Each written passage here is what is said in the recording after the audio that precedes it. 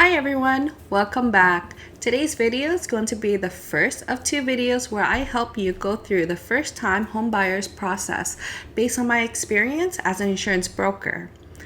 I have an LLQP license which allows me to discuss products like TFSA, RRSPs, and other investment vehicles in Ontario. For those who don't know me, my name is Catherine Lee. I've been an insurance broker for the past 12 years in Ontario, and the goal of my channel is to help empower you with the knowledge about insurance so that you can protect what matters most to you. Buying a first property is quite scary because it's something unknown. I've walked through that journey over 7 years ago. Today, I've decided to create this topic because I get questions about it often. I'll walk you through my personal experience with mistakes that I know first-time home buyers are making. I hope this could save you time and money. Mistake number 1, timing the market. This is a very debatable topic. There's no right or wrong answer to this because it's based on your perspective. When should you buy the first home? Today, tomorrow, or yesterday? Here's my experience about the real estate market and why I chose to invest in it. I was fortunate to be born and raised in Canada, specifically Toronto. My parents are immigrants, came here with nothing and worked really hard. We lived in Ossington and Queen of Toronto in the late 80s. Most of you today would think, hey, that's pretty cool because it's expensive, but not during those days. That's considered the more ghetto area of Toronto. It was like the Bronx area of New York in comparison at that time. Further west of Toronto or even further east of Toronto back in the 80s wasn't really considered downtown or nice areas. My parents paid rent as little as $500 to $700 a month for a 2-bedroom unit back in the 80s. By the early 90s, rent kept increasing, and eventually my parents moved further west to find affordable housing. Notice the trend? A lot of people are moving further outside of the city due to affordability. My parents were offered to buy out the property they were living in for years. The landlord came to ask them, hey, would you like to buy this for $50,000 instead of paying $500 to $700 per month in rent? My parents said no, due to affordability, but we all know my parents regretted not taking that offer given the chance to look back on it today because those properties are now worth $1 million minimum. Who knew in 40 years that the property would be worth 19 times? I moved out of school to live in Toronto while my parents lived in Mississauga. That's where they bought their first home. My roommate and I rented a 1-bedroom apartment on Elm Street near University and Dundas, so that's closer to school in 2006 for $1,200 a month, including utilities. Today, 17 years later, that same apartment on Elm Street is renting out at least $2,400 a month. In 2007, we moved into a 2-bedroom plus den condo, over 1,500 square feet, with a nice locker for $2,250 a month, including utilities split among 3 gals, at 152 St. Patrick, which is also near University in Dundas. Today, you're looking over for like $4,500 in rent. In 2013, I moved into a 1-bedroom, and that was $1,500 in North York by Allen Station. Today, you're looking at rent at least $2,500. I'm not a realtor, but my point is that timing the market is quite impossible. My friends who don't own properties keep telling me I'm waiting for a big drop. They've been waiting for over 10 years. Look at the rent where it is now. Here's the reality I learned in my first experience, which happened in 2016. I was pregnant with my first child. My husband and I needed to buy our first home. The urgency was there. It was crazy to buy anything at the time. I thought I knew what I was doing, which was book a viewing, put in your bid if you like the place. Doesn't sound so hard, right? What no one tells you is that the area that you were looking at, for us specifically, was like 3 bedrooms, 2 washrooms, 1 car garage, could be listed at $500,000. Yep, that's the price in 2016, located in Mississauga for semi-detached. The moment someone bids and wins at $600,000, that area has gone up to $600,000 for upcoming listings. If you had the budget of like $550,000, which is why you lost your bid, you're priced out of that area. All you could tell yourself is you did your best, move on until you find something you like again, and hope to win. You need to move further out using the same budget. What did you learn from everything I shared? Timing the market is tough. I remember viewing 8 properties and all of them would be sold within 3 days of listing. That's why I found it challenging in 2016. Most were sold over asking of $100,000 or more. None of them felt like it made any sense to me, which I have to point out the next mistake. Mistake number 2, not having a realtor. It was hopeless for us in 2016, and the struggle was there. It didn't feel logical, which is why you should have an expert. Do you pay a realtor to represent you? Not directly. There's no money exchange with you and a buyer's realtor. However, the price you purchase on a property, there is a 5% commission that would be given to the seller's realtor no matter what, but it could be split between a seller and a buyer's realtor. What does that mean for you? Many first-time home buyers don't realize no matter what you buy, the price you paid, there is a 5% commission given to one or two parties. So you could have a better purchasing experience if you had a buyer's realtor. You need a realtor to view houses anyways. They don't just open it up for you because you just want to see it. Someone has to reach out, and most often it's a realtor. If you think about open houses are good enough, then you're never going to probably find that home because you don't have access to the rest. They have experience, and now that I look back on it, I understand why my realtor kept pushing me to increase and bid my maximum. You're given one chance to win, or else you can no longer afford in the neighborhood you want, and that's the brutal reality that no one tells you. You're gonna need that push. Not all realtors are the same. Find the one that you vibe best with. What do I mean by that? How do you vibe with a realtor? Someone who is showing you the homes, especially the ones that meet your expectations and it's part of your vision, the one that also can communicate effectively with you.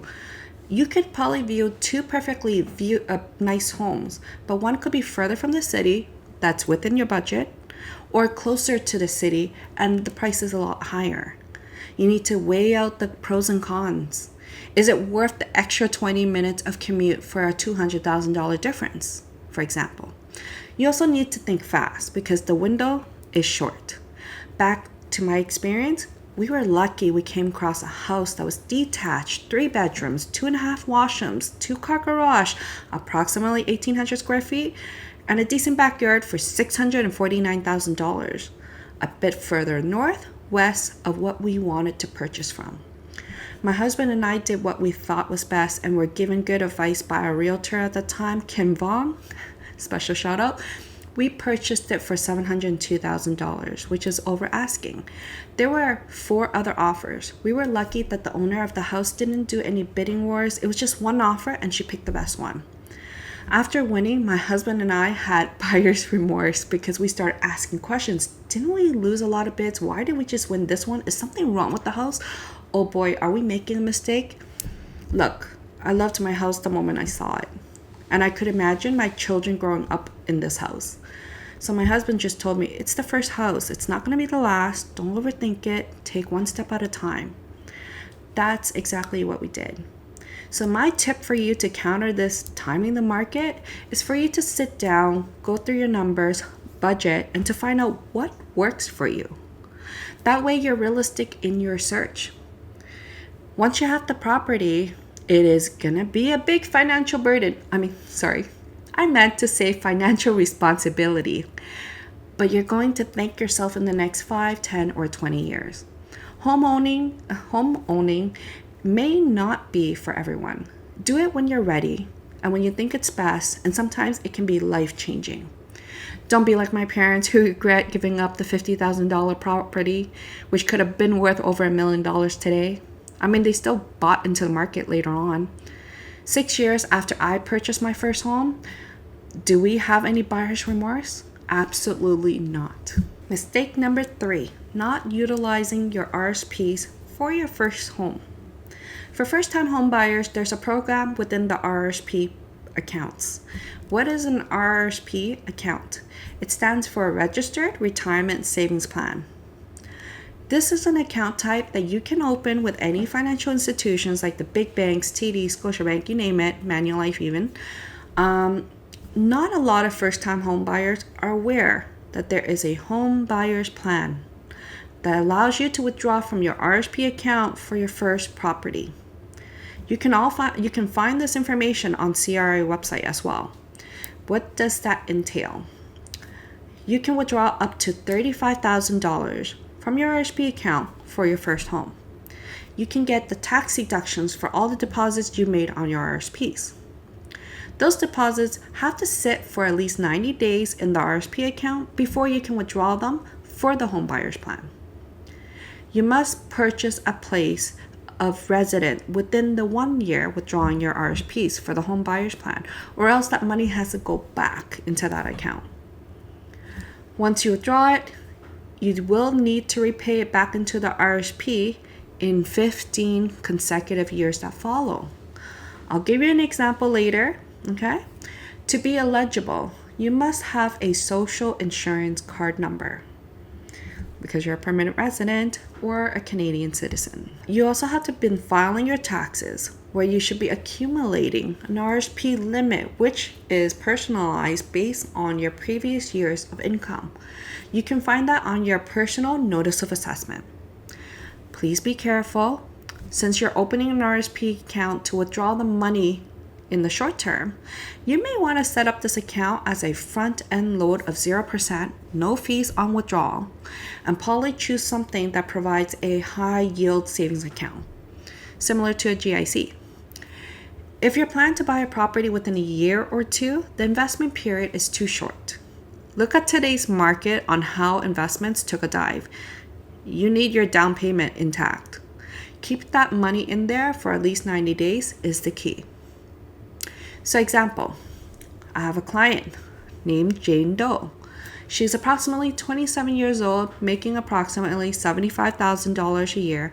She's been working for the past 8 years. She wants to purchase her first home in the next 2 years. She has savings of $50,000. On her notice of assessment, she has $75,000 contribution room available for RRSPs. I'm just giving you an example. So RRSP maximum contribution is $25,000 in that year based on the CRA website, just to make this example more simple. So scenario 1, you don't do anything. You got $50,000 saved. So you think that's enough. That's scenario 1, just $50,000. But scenario 2, you open the RRSP. Jane Doe would contribute $35,000 into an RRSP because there is time and she needs it in her RRSP account for at least 90 days. She can deduct her RRSPs for this year and next year's income to maximize tax savings. You may need to discuss this with a tax advisor to see what's best for you, which tax scenario is best for your case. But I often go to Ernst & Young RRSP calculator to give me an estimate how much taxes I would save if I contributed to an RRSP. With the income of $75,000 and the RRSP contribution of $35,000, you could be getting back approximately $10,000 in tax refund. Yes, in year 2, you will need to repay your RRSP account of $2,333 per year for the next 15 years. So if a given year you couldn't repay that $2,333 will be added to your income of that year. You could possibly be walking in with $15,000 of your savings, $35,000 withdrawn from your RRSP account, and a $10,000 tax refund, which makes it $60,000. We all know that $10,000 could help you with land transferring fee, closing costs, lawyer, and maybe some new furniture for your new home. That is why you should use the RRSP towards your first home. Some people ask me, I sold my primary home. I no longer own a home. Do I qualify for the home buyer's plan again? I called CRA years ago to qualify a client, and the answer I was given was that you can't own a home for the last 5 years to qualify for the home buyer's plan. If you're unsure how to approach it, call the CRA's hotline during their opening hours and ask them those specific questions and hear them out. They're here to help. I'm serious because I've called them up after watching, some tax videos from Cherry Chen, for example, in regards of Tesla. CRA hotline was able to confirm those tax tips on purchasing a Tesla for a business. So they do help. When I'm unsure about something, call accountant or CRA to verify because not all cases are the same, but they can provide you some advice. Mistake number 4, not getting a pre-approval. Never go and put your life savings on a property that you may not qualify to borrow the rest of the amount. Mortgage process can be the most complicated if this is your first time. Get ready for the most painful part of purchasing a property. 2 years of notice of assessment, last few paychecks, letter of employment, credit score, debt to equity ratio, and many more. There's so many factors, and key thing, income, proof of income. So my advice, go to your bank and also deal with the mortgage broker if you could. Compare the rates once you get approvals. In my personal experience, I shopped with my bank and a mortgage broker. I was able to save about 0.2% 7 years ago because we had two to compare. Going for a lot of approvals could hurt your credit score, so try to shop at 2 banks. Mistake number 5, waiting until the last minute for insurance. First-time home buyers are notorious for contacting for insurance the day before or the day of closing. First-time home buyers insurance, whether you are buying a house or a condo or a townhouse, most people don't realize that while you're renting, best to carry tenant insurance because the longer you carry home insurance, you may carry discounts like claims-free discount, multi-line discount, and etc. that you can actually apply when you purchase your first home. All the financial institutions who are lending you money in the form of a mortgage will require you to carry insurance for the property. Why? Well, if something happens to that property, like it caught on fire, whether you caused it or someone else, the banks wants to be covered. There'll be a listed party, which you have to disclose to your agent or broker before signing the contract. Your lawyer will mandate that as well. Now, if you have 2 mortgagees, that could change you into a higher risk case. That could make your case difficult to place. So don't ever leave it to the last minute. When do you contact your insurance broker or agent? I recommend as soon as you have won the offer on your home purchase, call your broker or agent to notify them of the details of the property as soon as you can. The reason why is because we need time to underwrite your property, especially in case it is a special case. When it's a special case, it requires underwriting approval before we can bind the contract. Insurance contracts requires accuracy and details, so we need to gather those information first. These are the first 5 mistakes I see clients make as a first-time home buyer. So make sure to like and subscribe so you don't miss the next week's video where I'm going to go over another 6 more mistakes that I see from my clients. Bye now.